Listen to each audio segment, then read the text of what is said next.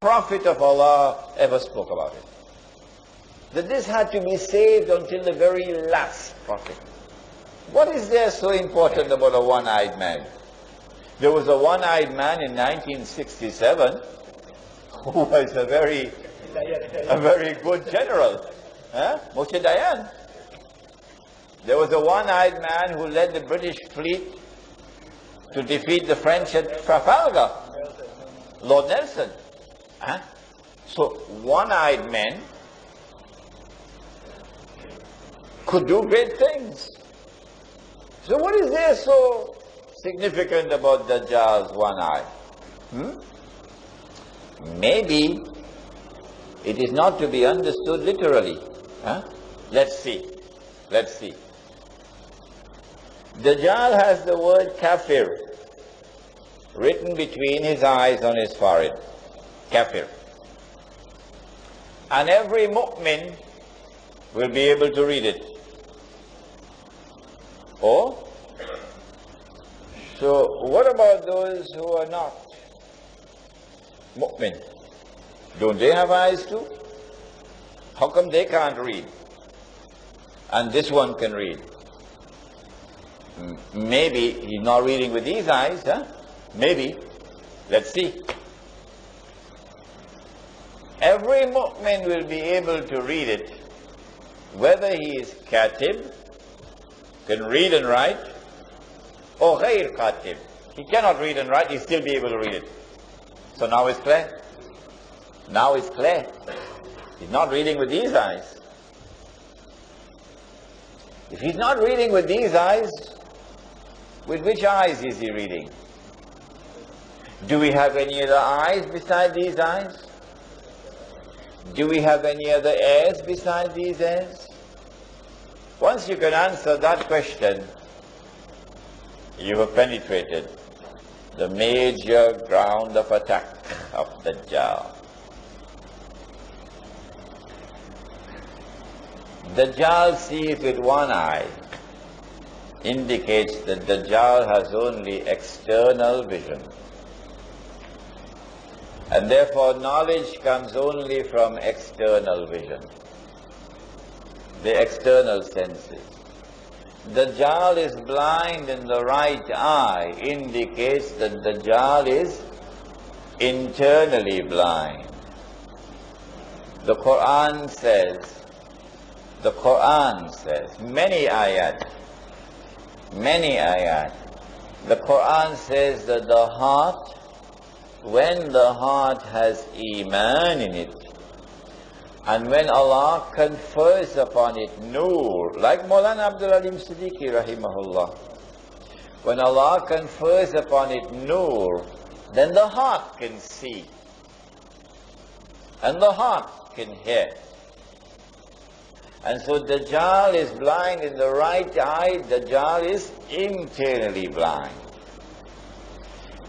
When Dajjal launches his attack, therefore, what he does is that he reduces people to a state of internal blindness.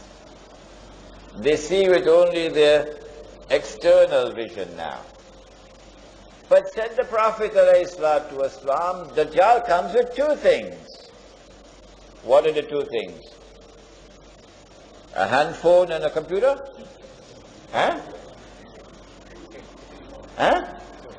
Dajjal comes with two things. He comes with, help me somebody. No. He comes with two things. Come on somebody. Yes? Jannah and Jahannam.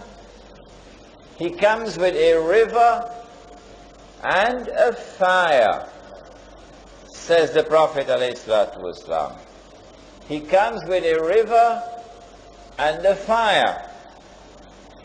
But his river is a fire. And his fire is the cool waters of a river. Whoever falls in his river will have his load of sin increased, and whoever falls in his fire would be relieved of his load of sins.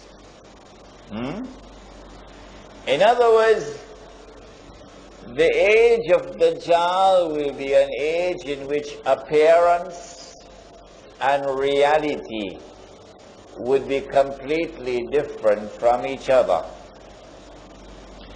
If judgment is based only on external observation, then judgment will be based on external appearance.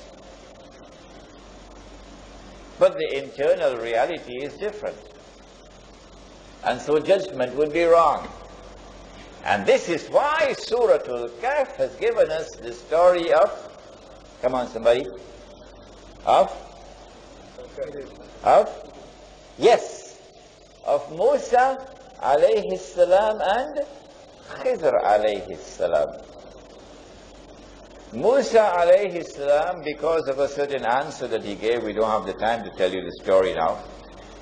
He's now seeing with only his external sight. And on 3 occasions he formulates judgment based only on external observation. Number 1, the boat.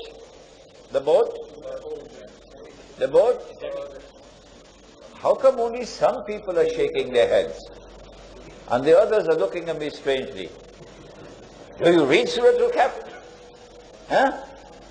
The boat. Number 2, the boy. Number 3, the wall. Well, those of you who are not shaking your head, you better go and read Surah Al-Kahf now. On all 3 occasions, he's wrong. He's wrong. His judgment is wrong. So, even if you have a PhD from MIT,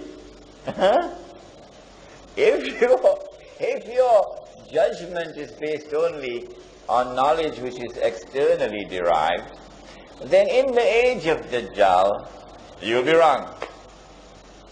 You'll be deceived. Because reality is the opposite of appearance. In order to be able to penetrate reality, and how great is Allah's wisdom now. Praise be to Allah. Praise be to Allah. How great is He. How great is His wisdom. That in the last age, the only ones who will be able to penetrate external appearance to reach to the reality of things, in consequence of which they will not be deceived. The only ones then will be those in whose heart there is faith. Maybe the beard is there, mashallah. Maybe the hat is there, mashallah. Maybe he's in the masjid 5 times a day, mashallah. But maybe nothing is in the heart. Nothing in the heart. So he can't see. But when the heart is turned to Allah, when the heart submits to Allah, when the heart says, I live for you, I'll die for you, then that heart, Allah will confer upon it nur. And when such a person sees with that nur, listen to this hadith. My teacher Maulana Rahman Ansari rahimahullah was so fond of quoting this hadith from the Sunan of Tirmizi. The Prophet said, sallallahu ta'ala alayhi wa sallam, he said, ittaqu firasat al-mu'min فَإِنَّهُ يَنْزُرُ بِالنُّورِ اللَّهِ.